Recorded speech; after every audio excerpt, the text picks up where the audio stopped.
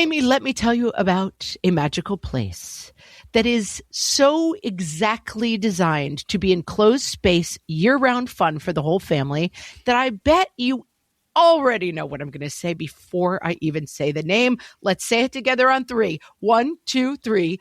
Great Wolf Lodge. You got it, Amy. My kids loved Great Wolf Lodge when we went. You probably already know that it has a huge indoor water park with a wave pool, lazy river, a bunch of massive water slides. But then your pack can hit the other attractions because, wait, there's more. Great Wolf Lodge has adventure-packed attractions like Magi Quest, a live-action game kids can play throughout the lodge, plus the Northern Lights Arcade. Spent some quality time there, so your kid who loves the lazy river and your kid who loves fantasy games will both have a great time. Great Wolf Lodge also offers great dining options and complimentary daily events like nightly dance parties, all under one roof. Unpack the car once and you're settled in to have fun. And with 22 lodges across the country, you're always a short drive away from adventure. We've both had such great times at Great Wolf Lodge, so bring your pack together at a lodge near you. Learn more at greatwolf.com and strengthen the pack. You know that thing where you get an amazing pair of shoes at a really great price and want to tell everyone about it? Yeah, so do we. Here at Designer Shoe Warehouse, we'll give you something to brag about, like the latest styles from brands you love, or the trends everyone's obsessing over, or shoes that make you feel like, well, you. So go ahead, show off a little. Find shoes that get you at prices that get your budget. Head to your DSW store or DSW.com today. DSW, let us surprise you.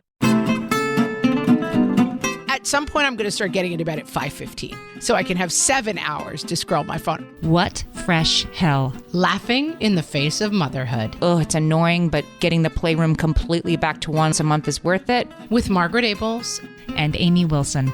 I'm so sorry you've learned this terrible truth that getting up and putting your face in the sunlight is better than sitting inside like a troll reading Reddit. A podcast that solves today's parenting dilemmas so you don't have to. There's nothing that I need to see in the first 10 seconds I leave yoga class.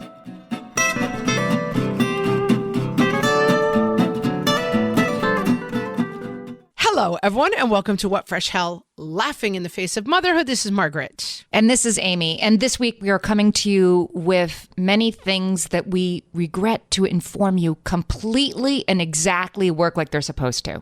Yeah. So annoying. We hate to say it, but you're going to be doing some meal planning, people. We hate to say it. But these things were, that's right.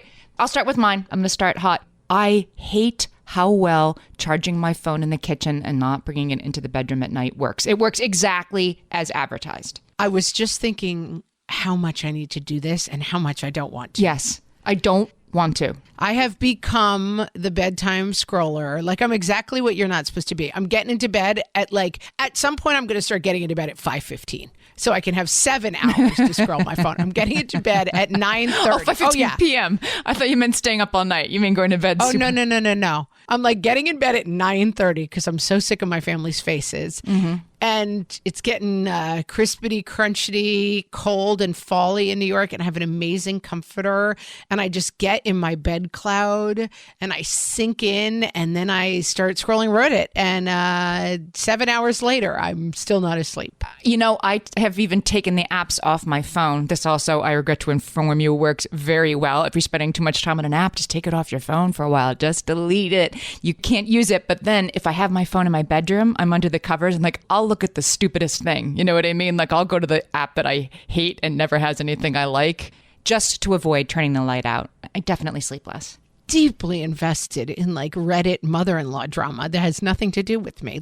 I'm so deep in. I will say that this is inversely related to how calm I feel in general, that the more I feel I'm having a very, very stressful month, and the more stress I feel, the more I find the comfort of the inside the cloud nonsense scrolling. I'm not even doom scrolling. I'm not trying to control the world by I have to monitor what's going on.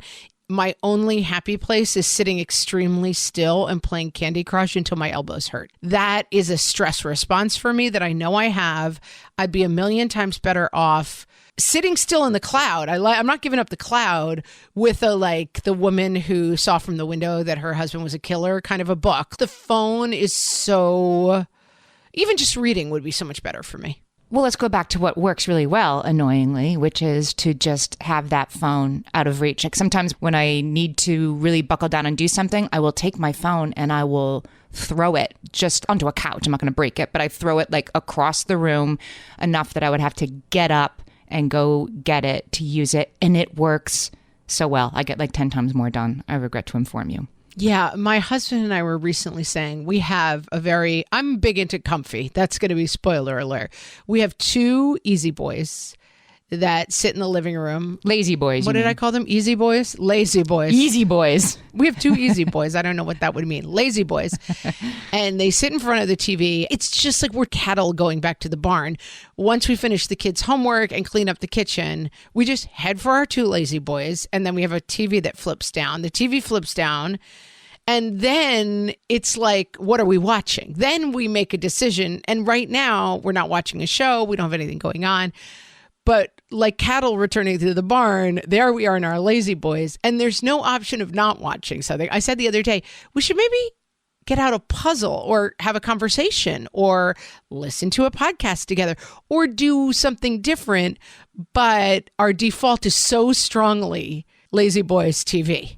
The lazy boys work very, very well. Too well, you're saying. Yeah, they're calling to us. I feel like we're straying a little bit from what we went to our listeners with, which is what's something that you wish didn't work as well as it did. I guess you're saying the comfortability of your lazy boys. You wish they were less comfortable, but they're just too comfortable. I'm just saying the default of the phone and the default of the TV is something that we have to work hard against. Yes. The default of the giant bag of Skittles while I'm in the lazy boy. Like I have to break out of my defaults. Well, I regret to inform you that there are many things that would really work really well. So we went to our listeners on our Facebook group and our Facebook page. You can find both just by searching What Fresh Hell Podcast. And we asked our listeners, what is that thing that annoys you? How very well it works if you only just do it.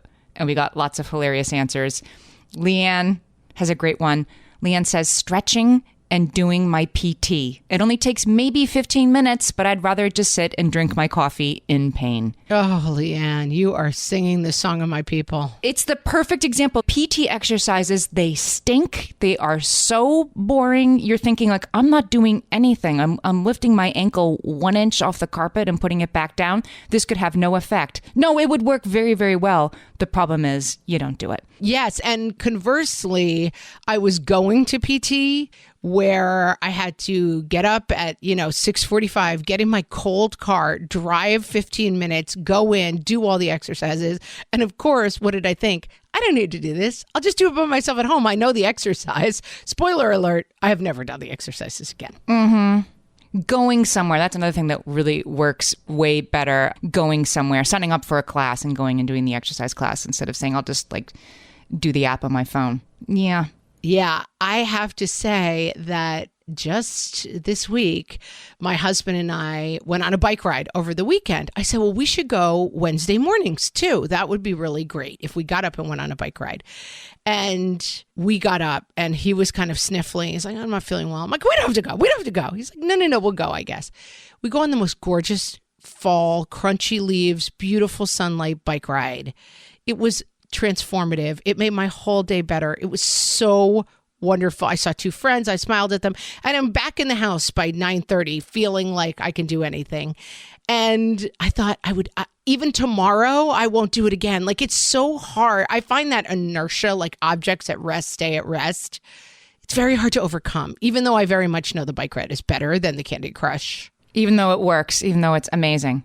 Oh, horrible. Ivy says getting out of bed and going for a walk first thing is annoyingly effective. I go with a friend, so I get the benefit of the early light and social connection, and my idiotic little dog is better behaved all day long. It's the worst, getting up and exercising first thing. Ivy, condolences. I'm so sorry you've learned this terrible truth that getting up and putting your face in the sunlight is better than sitting inside like a troll reading Reddit.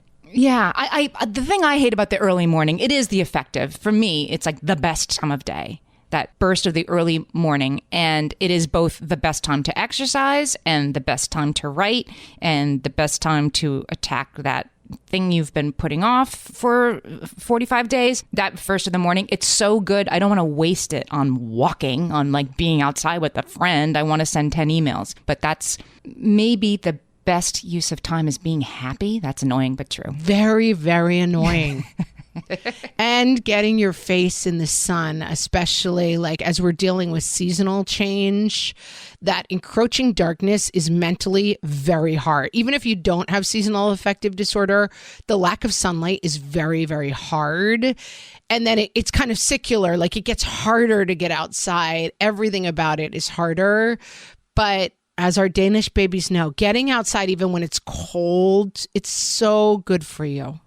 That is another one that's annoyingly effective, right? Just bundling up, just putting on like 2 coats if you have to, and marching around outside in a bad mood. You will get back home and be in less of a bad mood, I regret to inform you. Yeah, I hate to tell you, but there's happiness outside. I really apologize. There's happiness outside. How annoying is that? Maggie says, and she's 100% right, working out. It's so tedious. It requires time and energy, which I don't have. Special clothes and shoes, which are an extra thing I don't want to procure. And shower time. Again, don't have time. But even the sloggiest workout or walk makes me feel better. I hate that this is true because I exercising is the first thing to go when I get busy. Like whatever, I'll work out some other time. Peloton can wait. But then the idea that you sleep better and feel better if you exercise, that is so unavoidably true. I hate it. Are we allowed to go into any solutions at all, Amy? I have a very quick one, which is I find that okay, give me a solution. Exercise falls away for me. I'm a partner person. I have a friend at the gym. She expects me there on Mondays at that class. My husband and I are now going to bike ride on Wednesdays. We hold each other accountable. If it weren't for that, I would never go. I would never go by myself. I have absolutely understood about myself.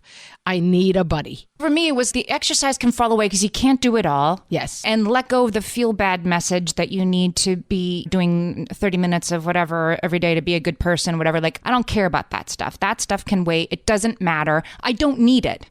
I can throw it overboard for 3 months and then pick it up when this particular part of my life is done. But the part that you feel better, like you're not doing it to fit into a size smaller pants in the back of your closet, but because you'll sleep better and be happier all day, I hate that that part is true. Correct. It really stinks that it's true. But unfortunately. But I regret to inform you, it actually works.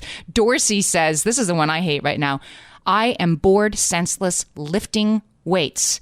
Still, somehow I see myself getting stronger and I have fewer injuries. I've started doing, like weightlifting, competitive. You're not Arnold, but yes. Yeah, like I'm not grunting. We're not going to see you oiled up in a bikini anytime soon with a spray tan. No, I'm talking like 10-pound weights. Then maybe I go to 15-pound weights. And I do find it the most boring thing in the world. And it is remarkable how quickly you can move from 5-pound weights to 10-pound weights to 15-pound weights. It takes like 2 classes. Yeah, I hate that you're even telling me this because it sounds terrible. Right. I hate that means I won't break my bones, so I have to do it. And it actually works.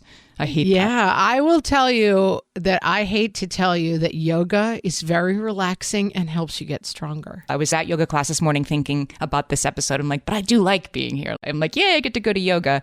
Not everybody. I've never, ever, nor will I ever in this lifetime, the phrase, yay, I get to go to yoga will never, ever come into my brain. I think I've connected finally I know walking there.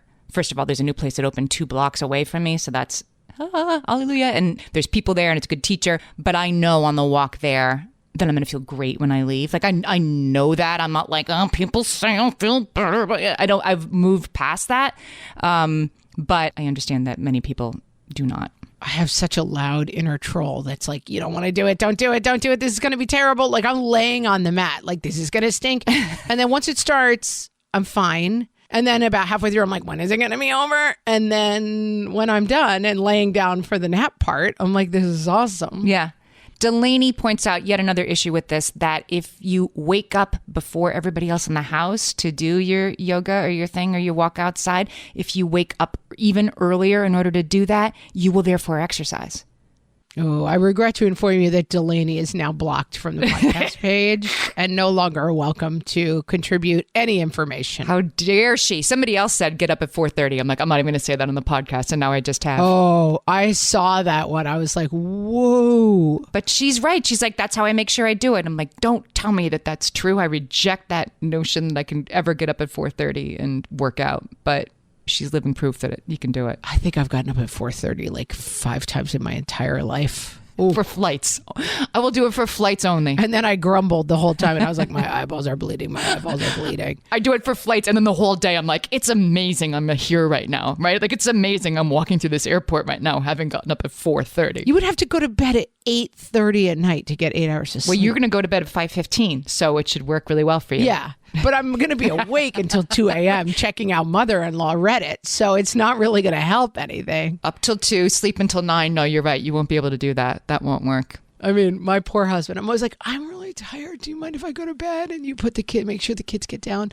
And then he comes in 4 hours later and I'm still awake and I'm just reading my phone. He's like, you, in fact, are a monster. You are a monster. Yeah, I am. We'll be right back with even more things that we regret to inform you completely work.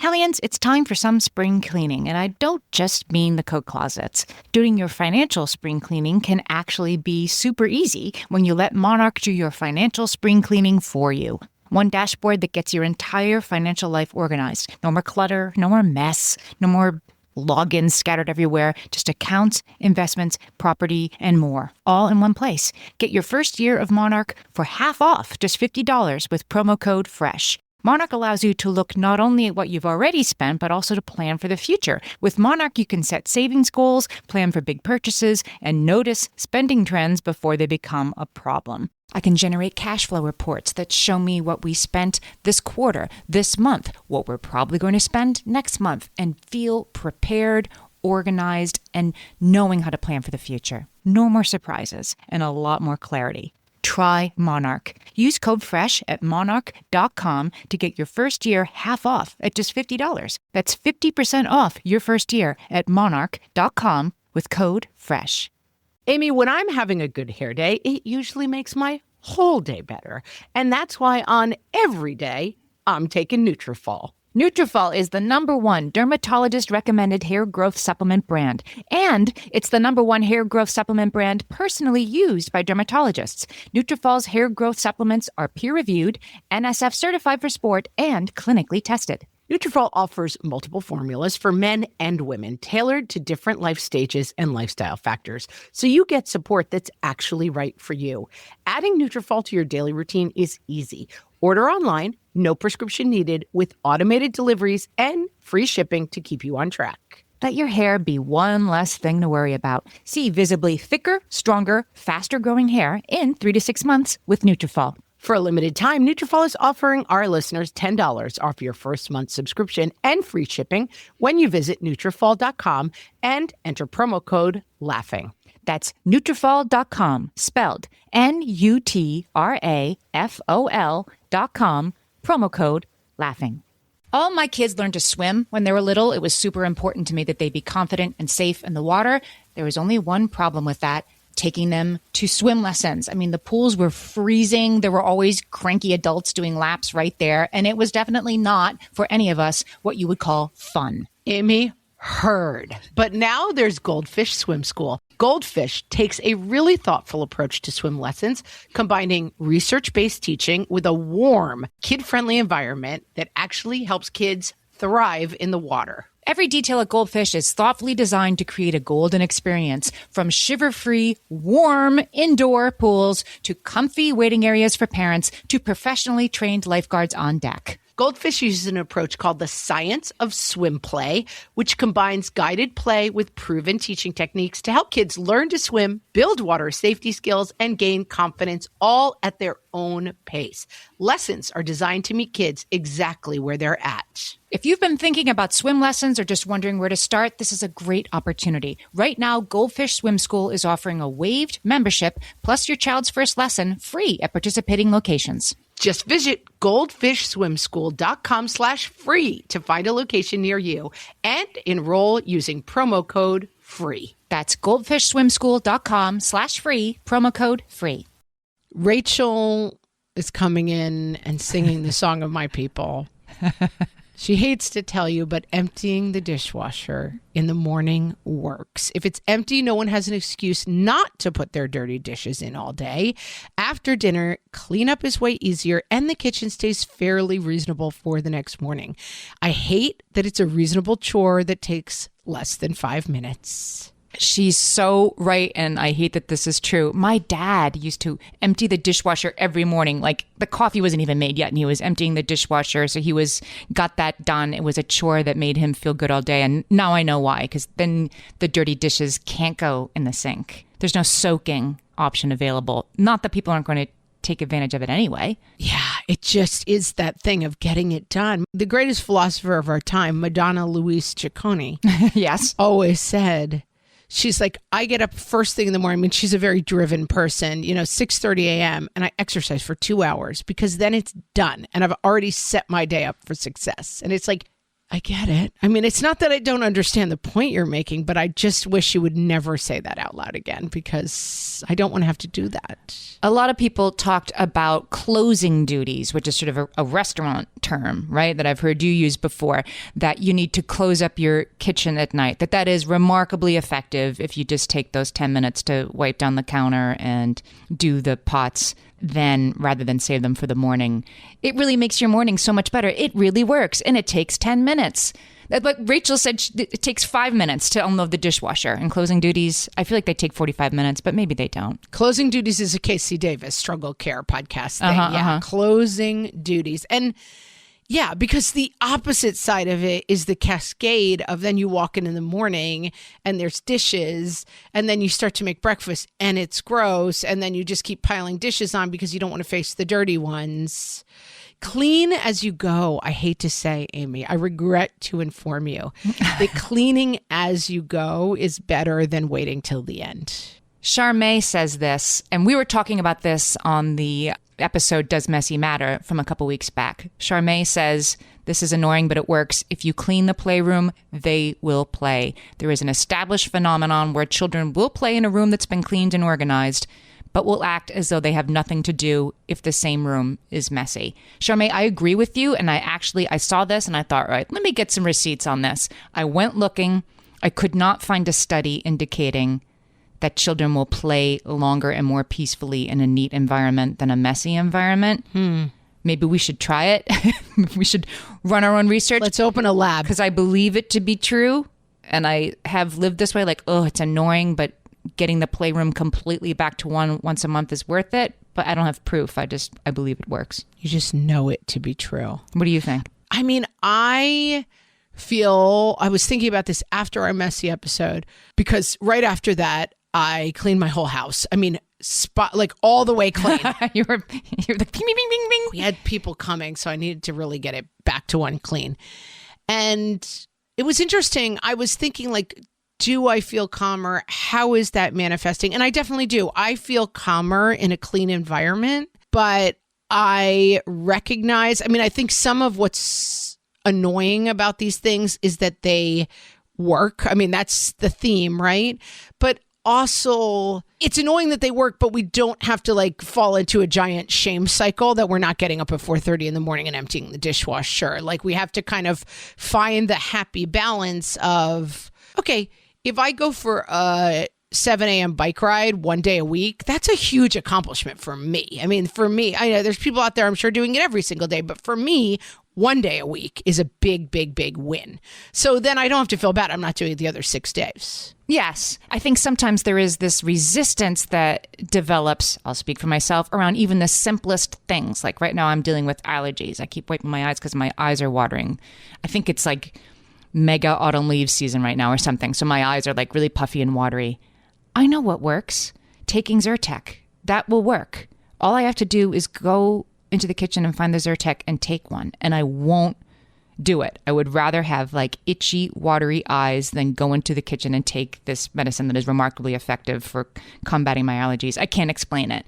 And I do think we have this tendency to like stubbornly resist drinking more water, absolutely works. You feel better, your skin looks a little better, right? You poop better, everything works better when you drink more water. And we're not saying get up at 4:30 and do a half marathon.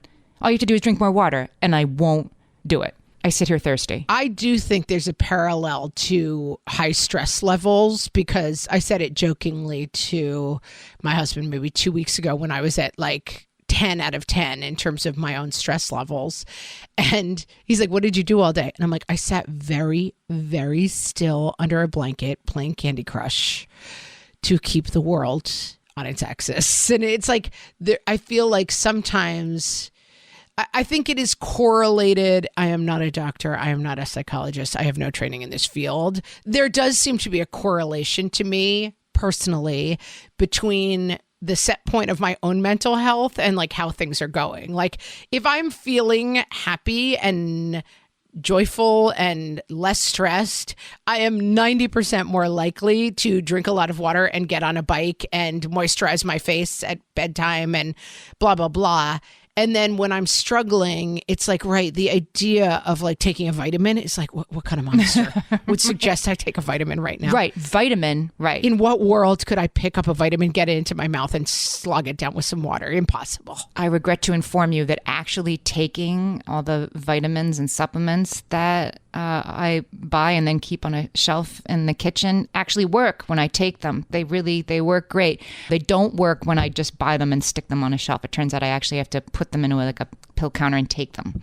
Yeah, I'm going with the hoping they help me from the cabinet right now. It's not going amazing. No. But still waiting on long-term results. There's not been enough studies. No.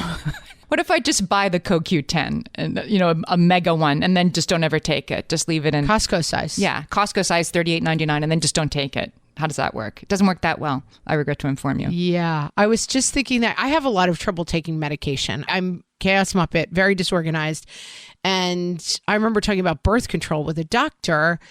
And I was like, I can't remember to take a pill every day. That is not an effective form of birth control for me because I'm too disorganized to remember to take a pill every day. And he was extremely non-sympathetic to this point of view and said, well, just put it next to your toothbrush and just take it when you brush your teeth. I'm like, I sometimes forget to brush my teeth. And also I would forget to take it while I was brushing. That is not how I live, And he was so dismissive of the idea that a person would not remember to take a pill every day that he just had no response to it at all. And it's true that I'm now taking a medication that I kind of really have to be careful of and take it at the same time every day. And I'm struggling with it. And I'm trying to come up with a bunch of workarounds and fixes, but then I keep it by my bed and I get into bed and I'm tired and I don't have a glass of water. And then I'm like, oh, I'll take it in the morning. And then I didn't take it. It's hard for some people to do these things. I have some methods you could try because I have lots of medicine takers in my family. I regret to inform you that there's an app, there's little labels, there's a special top you can put on your bottle that shows you if you took it or not. There's all kinds of things, but then you have to use them. You have to use them. That's really annoying if you use that app. I'm not sure we're ever really solving the central problem because I have a reminder on my phone that's take medicine. But then what happens, it's the sign on the door that says, do you have your cell phone? It works for the first 3 days. And then it's part of the furniture. I'm sure there's a psychological term for that, but it's hard to fix me. Very hard. Bobbis, I loved this one. She said, telling her spouse what she actually needs instead of just expecting him to know is really annoyingly effective. Yeah, I co-sign in this one. And I think it is something that I don't know how long I'm married, almost 17 years, I think. It is annoyingly effective. And I think I got a lot of thrills and chills for many years, setting my romantic partner up to fail and then having plates throwing screaming fights about it. There is a part of me that gets lit up by him doing it wrong and me getting to be righteous. And I have gotten more and more tired of it and found that, if I just tell him, he'll do it. It's right. My birthday's coming and I want to go out to dinner and I want to have flowers and I want to have the kids make cards and you give them 2 weeks notice on that. That might work better than being upset on your birthday that your spouse let you down. Should they be able to just intuit the perfect birthday for you? Maybe. But would you rather be mad or would you rather get the birthday you want? Yeah. And I understand both answers. I really do. Because I think there is a righteousness in wanting not to have to ask. I mean, I do think that that's a classic. That's the Jennifer Aniston joke from some movie. I want you to want to do the dishes. Like, Right. I think that most people, as they mature, kind of get rid of that need to be like, I want you to spontaneously show up with flowers. I don't want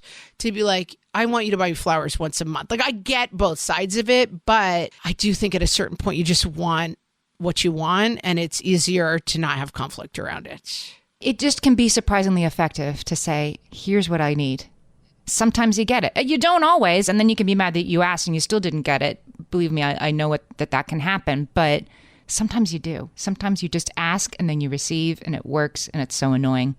Yeah, and I think when you boil it down to, I think I finally got to a point of like, oh, my husband is a nice person who wants me to feel good. Yeah. So I'm going to stop putting roadblocks in front of that. And I may even draw some chalk paths to that for him. Yeah. That's so well said. That's what I mean. Yeah. Because I'm actually tired of making this nice person feel like crap because they didn't do the mystery thing in my mind. The mystery thing.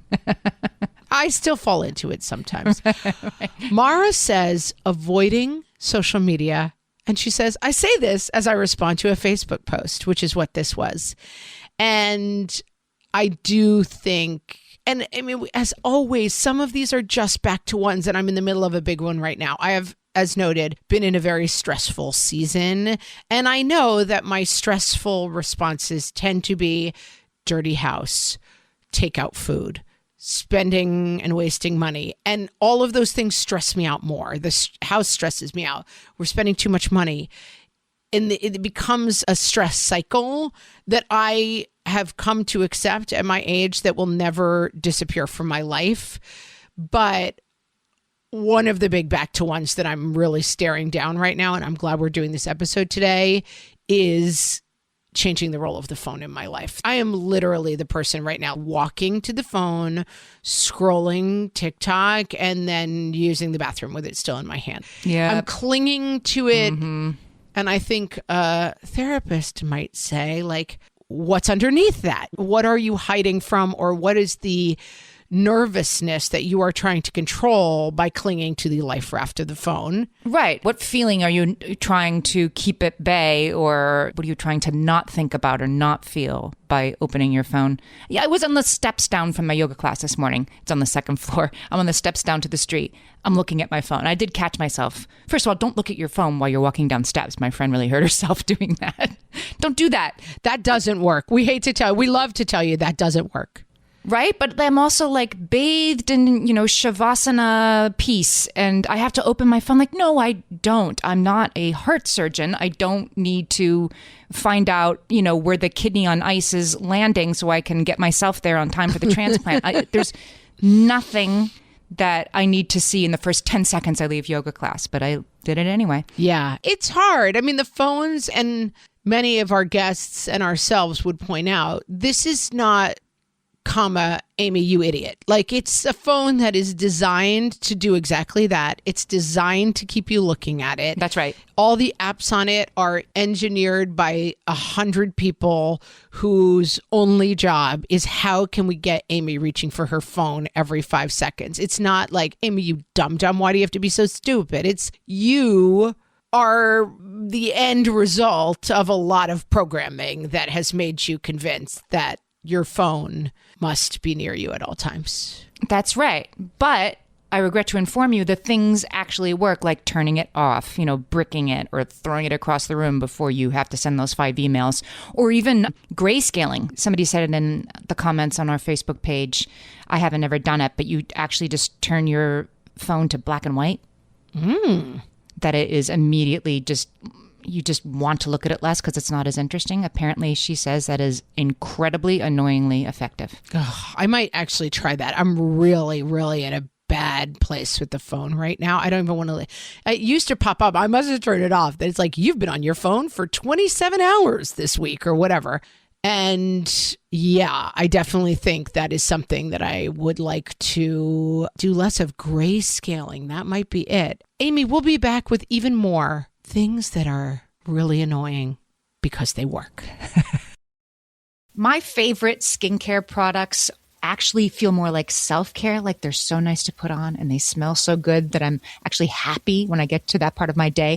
And I swear that is how I feel about Osea's anti-aging body balm. Amy, you are usually the lotions and potions queen on this podcast, but I have to say, hard agree. Osea's anti-aging body balm is a liquid silk body balm that combines the lasting hydration of a lotion with the firming power of a serum, leaving skin smoother and firmer. This body balm is clinically tested and designed to deliver visible results you can see and feel. So we've gotten to use this product for a couple of months now, and I swear I have really noticed firmer and smoother skin, like on the back of my hands. It's like getting a mini spa treatment from head to toe. Get a spring-worthy glow with clean, clinically tested skincare from Osea. And right now, we have a special discount just for our listeners. Get 10% off your first order site-wide with code FRESH at OseaMalibu.com. That's 10% off your first order with code FRESH at OSEAMalibu.com. Hey there, I'm Kendra Adachi, and my show, The Lazy Genius Podcast, helps you be a genius about the things that matter and lazy about the things that don't, and you get to decide what matters. I'm not here to tell you what to do. I'm here to give you a new way to see. Episodes of the Lazy Genius Podcast are full of compassionate time management tips and permission slips to do what makes sense for you. New episodes drop every Monday. Follow and listen to the Lazy Genius Podcast on the free Odyssey app or wherever you get your podcasts. And now, yoga poses for moms. From the What Fresh Hell podcast. Here comes the PTA president with her sign-up clipboard. Move to the rear side of your parked vehicle. Firmly plant both feet. Bend at the waist and insert your head into the trunk until the threat has passed. The dinner time multitasker. Use your right arm to continue stirring the sauce. Extend that left leg and spread your toes to grasp the handle of the refrigerator door that one of your kids left open. Extend that leg further and shut the door. Are you sure that's where you left it? Spread your feet, soften your knees. Reach your head towards the floor and turn to one side. Some of us can see our kids' math homework under the bed. Turn to the other side. Maybe some of us can find that homework under the couch. Keep going until that homework is found. The human play gym. Extend your hands to either side. Allow one child to dangle from each arm. Children kicking you in the midriff is not part of this exercise, but it may happen. The downward facing drool. Lay flat on the floor, face down. Give up. Regret all life choices. This has been Yoga Poses for Moms. From the What Fresh Hell podcast.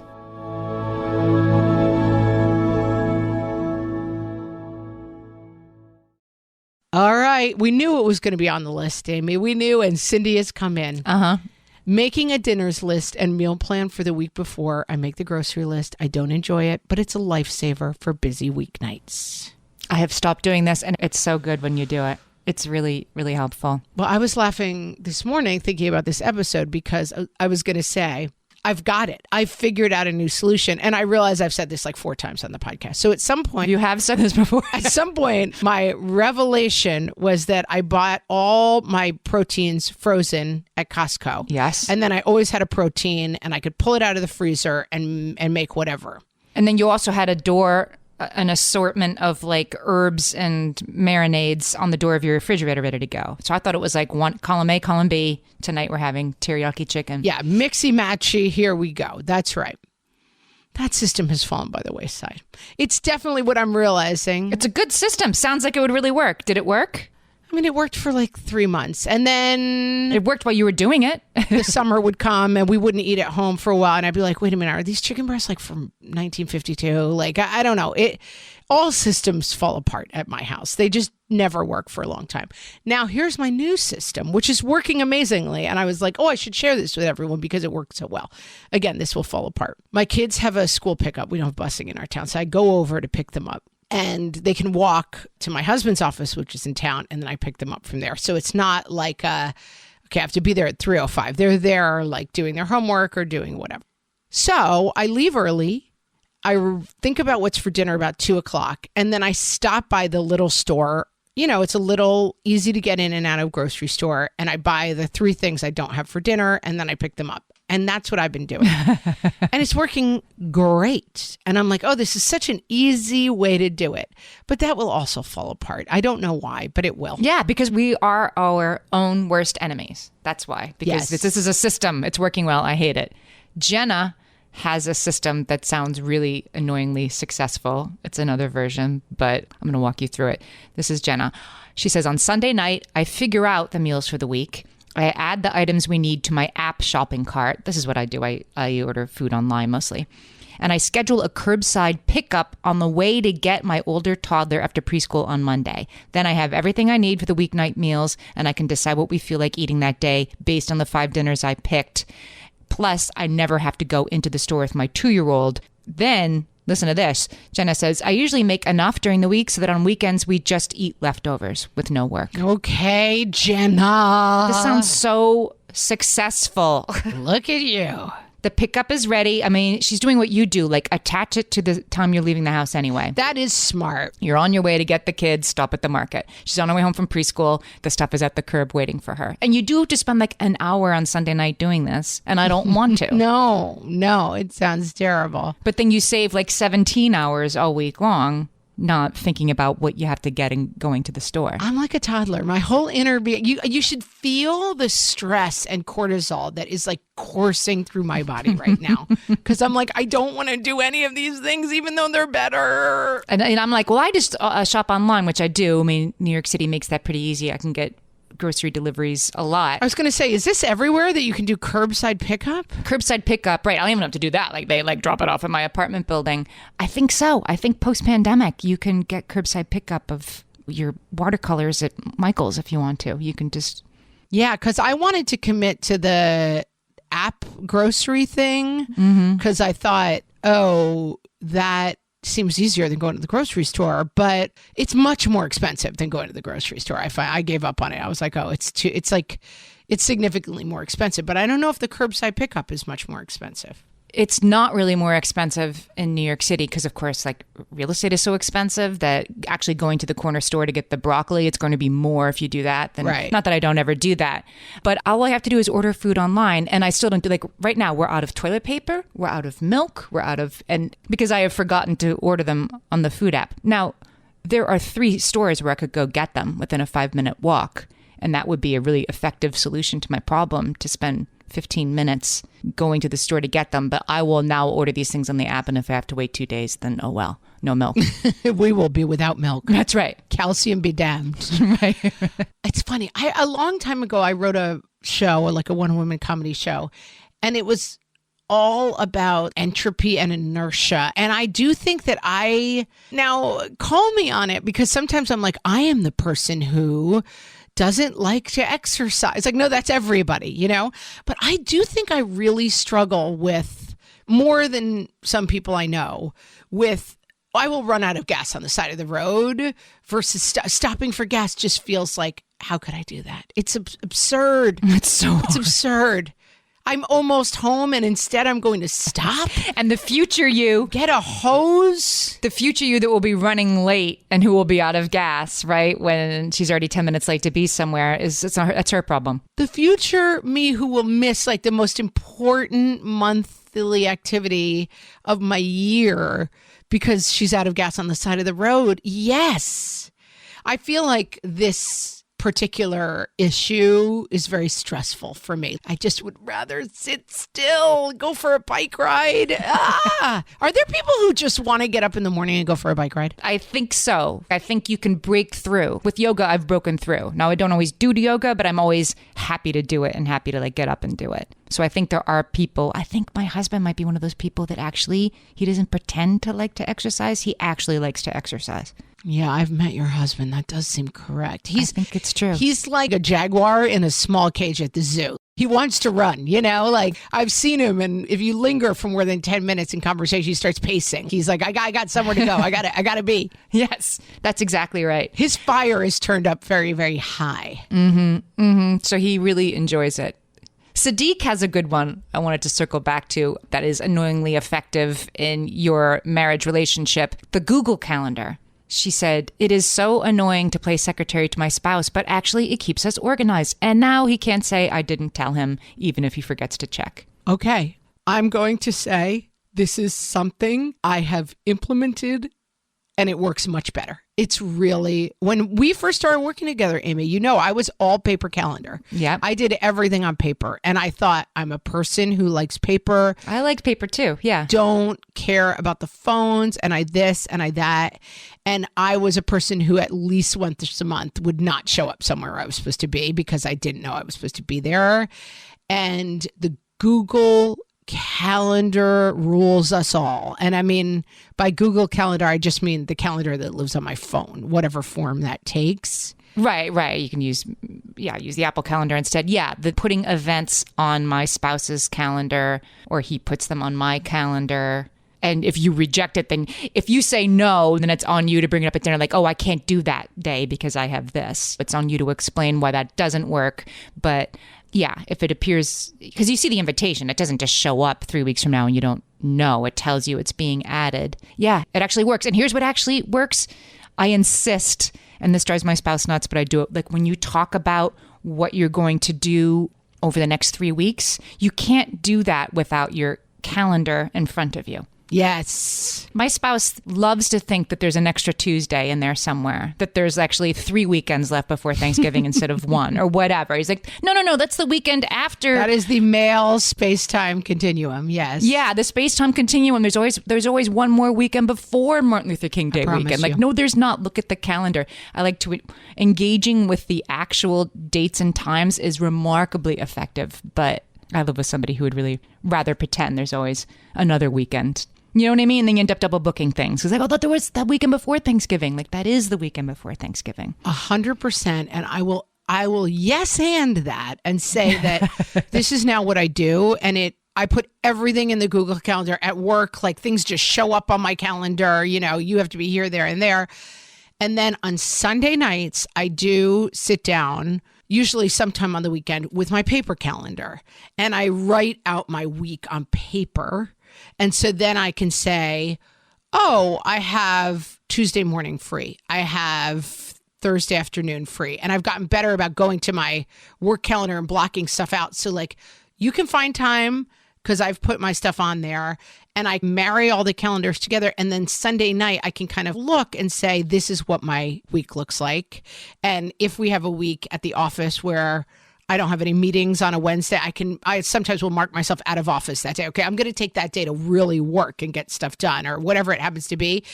That to me, as a kind of whirling dervish, is very helpful to say like, okay, this is what the week looks like. And in best case scenario, my husband and I do it together. And you and I often have this conversation where we'll sit down. All right, let's look at the next 4 days. Let's look at the next week. Right. Let's look at the next week, because I think that the Google Calendar, it's like machine learning. It can only get so smart before a human has to say, okay, what does it mean? How does it operate? And that's like, I need my Google machine, and then I need my human brain to come in and say, and then what meal are we going to have? And do you realize that I'm out 4 days this week? And therefore the meal plan has completely fallen apart. And because these are all interconnected, it's a tapestry, and you pull out, okay, I got 2 nights that I'm out teaching this week. Now the meal plan's fallen apart. Yes, you have to engage. I agree. You do, and then have to pull it. I do the same thing. And I actually do it sort of day by day when I wake up in the morning and get coffee. Like, what am I doing today? And I write it down on paper, even though it's on my phone,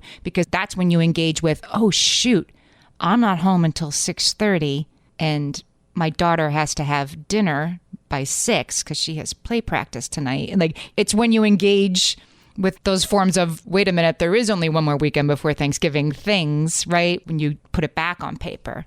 And our male spouses, in our experience, are not doing this. No. I don't think I've ever heard my husband come in and say, you know what I realized? we planned this, but you are teaching 2 days a week. So I'll have to make dinner those nights. Like, Right. That is just not going on. That ticker tape is not running inside of his head. Well, like I always say, if you are listening to this episode, you are probably the Right. primary caregiver, the ringmaster in your house. And so, yeah, so you got to do the Google Calendar and the paper calendar. I don't know. We were supposed to be talking about simple things that work annoyingly well. Now I feel like we're saying you have to do paper calendar and Google Calendar and have a meeting. Yeah, you have to do it all.